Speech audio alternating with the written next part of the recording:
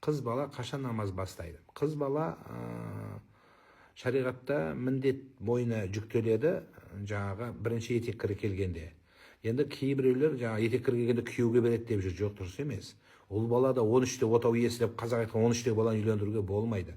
Пайғамбарымыз Мұхаммад саллаллаху алейхи вассаламның әйеліне де 9 жаста күйеуге шықты деген сөзді айтып, мына ортасына іріткі салып жүрген адамдар мұсылман. Жоқ, ондай болмаған. Тарихты кішкене оқу керек. Одан кейін дін дұшпандары бұрмалап, оны пайғамбар 9 жасында үйленіп алған 9 жасар қызға деп, бұл да өтірік, жалған. Қияметте сол пайғамбардың бетіне қарауға тура келеді.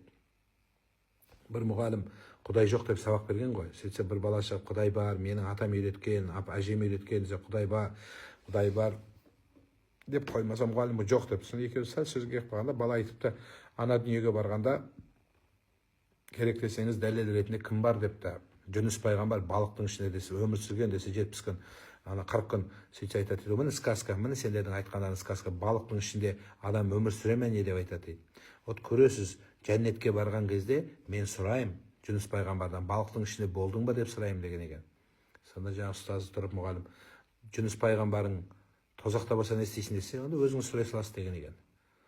Сондықтан